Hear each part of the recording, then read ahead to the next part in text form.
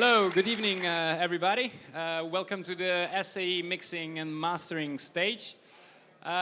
We came to the end of the day. Our last guest, no need for a big introduction. He's been at the forefront of the techno scene for nearly 3 decades. Also known as the Baron of Techno, Mr. Dave Clark.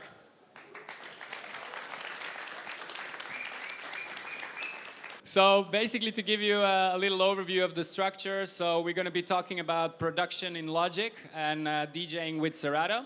So it's going to be a question and answer session. We're going to spend the first half on the production in Logic and then the second half DJing with Serato.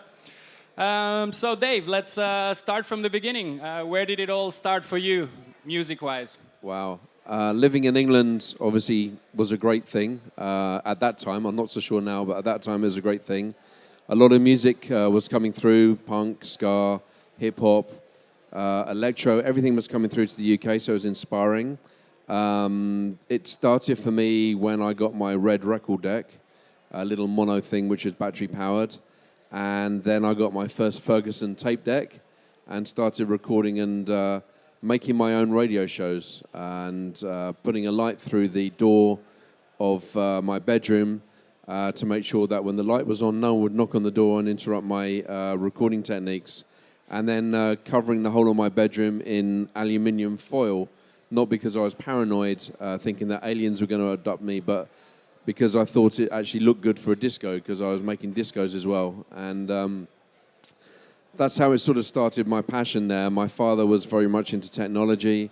He had record decks, disco lights, reel-to-reel, amplifiers, quadraphonic sound, echo chambers, and my mother was really into music, so I sort of combined the two, I suppose.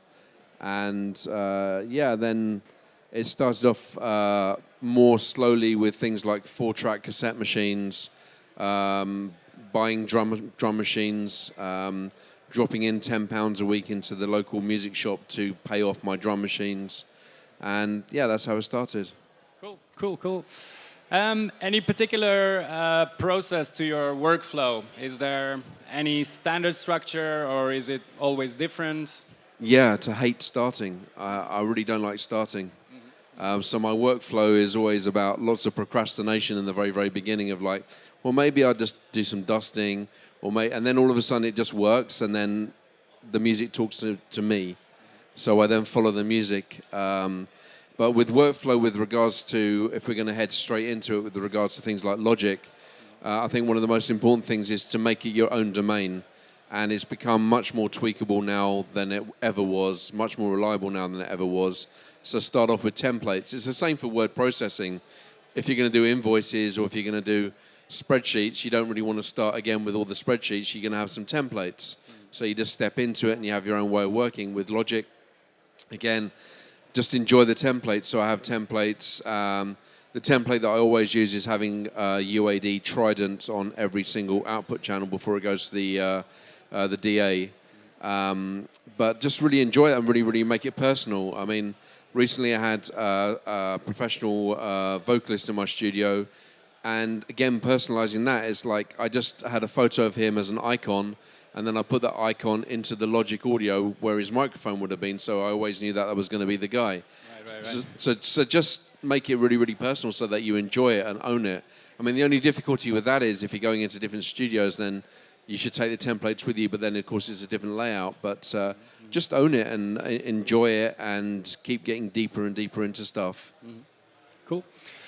Well, as I mentioned, after such a long period of time of your presence in the scene, what are currently some of your challenges when it comes to music production or music performance? Music production, my challenges are starting, but I'm okay when I get going. The other thing, I mean, like Mr. Jones, when we work together as Unsubscribe, I always get him to start, and then we work together. But when I work on my own, it takes me a while to get started. But, you know, just keep doing that, and hopefully you'll get there in the end. Cool. Why Logic? Yeah, that's an interesting question. I tried Ableton, whatever you want to call it. I had a really nice guy from Berlin come over and tried to teach me, because I used to use C-Lab Notator back in the very early days. And then for Devil's Advocate, I was using Cubase before it was really VST, and it would take 5 minutes to load in a plugin, and that's even if it worked. So, but the actual GUI, the graphical user interface, and the way that it worked was always easy and intuitive, I thought. And then I stopped making music for a while, and then I thought, let's see what else is out there. And I thought, okay, everyone's going on how good Ableton is. But the trouble is with Ableton, for me, is that I didn't see it as a production tool. I saw it as a jamming tool. It's like you can keep going on, keep adding things, keep doing things, but for me, the structure isn't there to actually start, middle, and end. It was just like a jamming tool. So I understand why some DJs use it, but for me, it wasn't ever going to be something that I'd use as a main tool for actually producing music. I just enjoy working with it. I'm lucky. I have like 3 screens that I work with. I have a 30-inch screen in the middle, 227s. On the middle screen, that's where I'm doing all the arranging. And then on my left is where I have like the mixer. And then on my right is where I have all the Trident plugins and other things. I can flip the screen on that for other things. But it just feels intuitive. It feels like home. And Logic 10 for me is, I love it, actually. I find it a little bit orgasmic in a really strange way. Do you like to use hardware, or you kind of change your workflow into more using plugins and just in the box, or do you still like use drum machines, external synths, and external processors, and all these kind of things? In my wanting to travel around the world and just make music dreams, I would love to just be able to work using plugins, and then just have like a really good monitor controller and excellent traveling speakers that I can just travel around with me. I need to be in the drama of a studio, which I put together, I've wired up, like I've got an Apogee Symphony, for example, with all the cards fitted in, and the ventilation is really... So I then had to make my own ventilation for it in the form of a Dyson Airblade, so that it breathes properly. Apparently they've sorted this out in the Symphony 2 now. So I love hardware as well, and I'm not a synthesizer guy. I never have been. For me, I think they require a lot of swiffering, and their pan pots always get a bit crusty and noisy, and I can't play keyboards, so I don't really get the enjoyment out of that. It's not for me. But give me a good compressor, then I'm in heaven, and I really can't see or hear a plugin that does a good job of being a compressor at all. I see plugins doing a great job of being an effect of a compressor, and that can be useful, but I don't hear the VU meters click. I don't feel that real physical change. So yeah, I use hardware. I have like about 20 analog compressors. I've got no 500 modules at all. It's all 19-inch rack. And some of those things I kept from my very, very old studio, and they're still working. And I use a little bit of analog EQ, but not too much, because actually I like the controllability of EQ within Logic, that you can change things. I have like a master compressor that just tickles the output, and like some second, third, and fifth harmonic distortion to sort of emulate tape saturation. And the final things for me that really, really worked were having a monitor controller.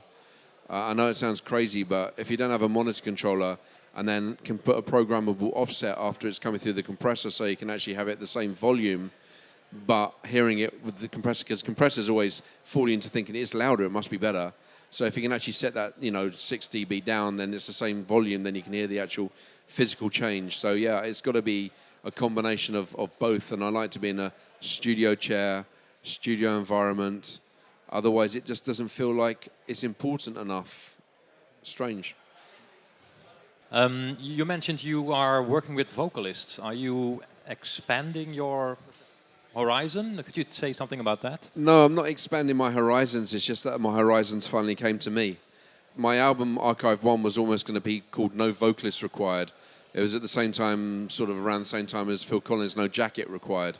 So I was going to do No Vocalist Required. But I love songs, and I'm always listening to music which is not in techno, on vinyl, which has a full dynamic range, and it gives me a peace of mind. And with my last album, Devil's Advocate, I was heading more towards vocals, but at that time I was still feeding them into my sampler, editing each thing in my sampler, and it was a bit painful, but I wanted to do songs much more. So it's not really expanding my horizons. It's just that the technology finally came to be that I felt comfortable enough to be able to do this the way I wanted to. So actually, at my age, I finally became, hopefully, if it comes out, but I finally became a songwriter. I actually wrote some lyrics, which is a scary thing. But I wanted to work with vocalists for a long time. I always enjoyed hip-hop. On my last album, I did some hip-hop. So it's not really expanding. It's just finally I feel comfortable with everything in place now. Can you tell us something about your creative process while producing a track? Well, I think I said at the beginning, I hate the start. The start is horrible. Yes. And then all of a sudden, like a friend of mine, DJ Boney, said to me, look, you know, even if you're not coming up with anything, just be in the studio. So sometimes it's just lying on the sofa, trying to decipher what Dave Pensado is saying through his cute stuttering, and just like, and then getting there and then feel, oh yeah, that's a really good idea. And then just taking it really sort of subliminally in. So getting inspired by like sound on sound music videos, Pensado, sometimes just listening to radio in the studio and then cleaning the studio. I like to have a really clean ship. And then eventually all of a sudden you just think, okay, I feel like I'm going to start now. And sometimes nothing comes out. And it's like, okay. And I used to have guilt about that because I'm very, I like to do something. And if something doesn't happen, then I feel like I've failed. And I've learned to push that aside now. And sometimes I just do things. And if it doesn't sound good, it's like, okay, that didn't work. But at least I was in the studio. And then sometimes it's like I was talking to my manager. And I said, okay, I'm just doing this track. And then I played in the track like 4 hours later. He said, you came up with that in 4 hours. I said, sometimes it's just like that. So you definitely have to be in the studio. That's the thing for me. I definitely have to be in the studio. The difficulty that I have is my work as a DJ. Like I come to you sitting here, hopefully fresh face, but I've only had 3 hours sleep. I was in Geneva last night. Going back to the 90s, I'm not sure if you still remember it, but yeah, you of course did the Red series. Do you still remember what hardware you used for the Red 2? The synthesizer, mixer, things like that? So with the Red series, I was using, initially it would have been an Onsonic EPS 16 with 2 megabyte of memory, which cost me I remember everything, which cost me £611, including VAT to get there. And then I upgraded to an Onsonic ASR 10, which had 16 megabytes, but it had many balanced outputs, which was really, really cool. Yeah. And it also had half of a DP4 in there, which was an amazing... DP2. Yeah. Yeah, that's the same. Really, really good sound quality. And because I never had any sort of keyboards at that time, I was always using the filter inside the Onsonic to control things and then using it through the mod wheel, of course, making sure that I switched the mod wheel off what it was doing in the first place. So it just became a controller. And sometimes I'd also use a pitch wheel as some sort of crossfade between certain things as well. And it was going through a Tascam keyboard mixer and some various Technics hi-fi, and was recorded onto a TDK MAXG cassette on a Technics HX Pro cassette machine. Then the other part of my toolbox, which not many people knew about, was Neil's, which was this amazing guy who from the Exchange. Yeah, which was this amazing guy that unfortunately passed away maybe about 7 years ago. Yeah, something. Who I'd go to the Exchange, which the Exchange is, obviously the clue's in the title, where it changes from a DAT tape or a cassette tape into vinyl. And he was always like, wow, you got it really hot already. And then he would change the sound quality with me being in there. So he was part of the team, actually, which is why I find it a little bit difficult when everyone self-produces that they don't actually then have it mastered professionally, because that extra pair of ears often gives it another sound. You should trust your mastering engineer. Very, very important. So, yeah, and going through that, and then when I actually signed with Archive One, I was buying a little bit more equipment. Not so much. And then I was doing more remixes, and then I remember starting buying things like Eventides, lexicons. I had the 81 and the 91. Then eventually I went to the big mainframe computer. I got shit given to me by Funky Junk when they said to me, you know, you're not buying a lexicon, you're buying a computer, and stuff like that. But I remember every sort of phase of my studio, yeah. Sounds familiar. Thank you. Hey, Dave. I've been at many live sets of you, and I'm not a DJ myself, but I always notice that the way you perform live is a little different from other DJs. And can you maybe explain to me like what influenced you to do like very risky things? And does that come from a hip hop background or? Well, first of all, I'm going to say something contentious here, so I'm going to say allegedly first. I'm one of these DJs that likes to work for their money. And when I'm on stage, my mind can drift, you know, and if I'm just doing this all the time, which doesn't really look like me anyway, but if I was to do this or, you know, do lactacid heart signs, I'd be bored. And I'd start drifting off thinking about, I don't know, Black Mirror or some other series that I'm watching. So I'd like to keep myself busy. But you're right to say about the hip-hop past, because obviously when I was growing up, hip-hop and punk were the two most impressive things that I had the chance to grow through. So I was learning about social situations from obviously Grandmaster Flash, stuff like that, KRS-One. But also there was a punk element within hip-hop from people like Cool DJ Herc, who was massively inspirational to me. Red Alert, Chuck Chillout, Marley Marl. And these guys were doing stuff with music on vinyl, which was inspirational. It was before we could even afford samplers, which, you know, playing 2 tracks back to back to extend something was something that was inspirational. And then Changing Sounds, and also DJ Jazzy Jeff, massive inspiration. There was this thing that he invented called the Transformer scratch. And I couldn't work out what it was, and I thought, in my very English, logical way, obviously Transformer is something to do with electrical. So obviously it's something to do with switching on the power switch on and off all the time with the audio signal, and then wondering why my mixer blew up. So I learned about the Transformer scratch, and you have to remember, this was before the internet, right? How many of you actually know what before the internet really means? Yeah? It was tough. We'd get all our information from friends. So we'd be swapping mixtapes, hearing music from other people. Yeah, I got this tape, I got this music. We'd read things about how things were happening. But these guys were inspirational, and you'd search the information as desperately as you could. And then there'd be this guy called Westwood in the UK who would have like a documentary on TV. And it just blew my mind. I mean, all of a sudden, like, you had the sound of like Apache, which was always in my mind. Those bongos will always be pre-Kolsch era New York with the graffiti on there. It's like it just inspired me for that do-it-yourself stuff. So hip-hop was massively inspirational. As for risky, I don't understand risk too much. I just want to... I'm not a DJ myself, so... Okay. So I see... So when I go to a festival, I see a lot of other DJs, like, but sometimes I see you do like, hip-hop influenced things that I don't usually see with other DJs. No disrespect to your colleagues or what. You can disrespect them, it's cool.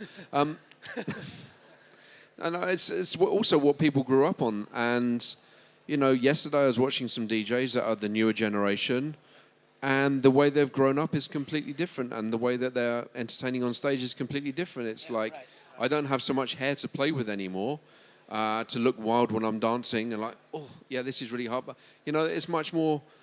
Now the DJs that are coming through, there's much more of a narcissistic element coming through into their performance. And it's sort of like, yeah, I'm the center of the party. Not only am I the center of the party with music, but I'm the center of the party because you're all staring at me, so I must do some weird dancing for you guys and look like I'm out of control. And it, to me, it doesn't make any sense, but to the new generation, it's going to make sense. I don't get it. I like to be there playing music. My main objective being a DJ is to play music, and to play music that maybe you guys haven't heard before in a way that you haven't heard before. Occasionally I'll work out a few tracks. I'm going to start off on something big like an Essential Mix or my own night at ADE. Or actually when I was doing Weather Festival, I just went through a whole load of tracks, not Weather Festival, Concrete. I did a whole load of tracks that were slower, and I had to think about it. The best DJ sets that I will ever do is when I'm looking at my hands and they're doing shit that I'm not telling them to do. It's just happening. Right. And that happens not very often, but it happens often enough to keep me happy. And then the other times that I'm DJing, it's still not practiced, it's not thought about, it just happens the way it happens. Thanks for a great answer and being great. I love your sets, by the way. But how do you approach like the balance of overplaying? You know, it's like I can only do what I can do. I can only be who I am. I'm not going to change who I am for other people's desire because I'm not a product, I'm an artist. And this is the difficulty that a lot of people are finding now, is like they want to have the lifestyle, they want to be on stage, they want to do this, but they then become a product, and management are often very forcible to make them a product and marketable. But the whole reason why we're making music, the whole reason why we're DJing, I believe, for me, is from an artistic background. We're trying to say something. Sometimes we're not even sure what we're trying to say, and sometimes it comes from even before it becomes logic in your mind. But it's a gift, and you have to be an artist first. You can't be a product first, otherwise it's soul-destroying.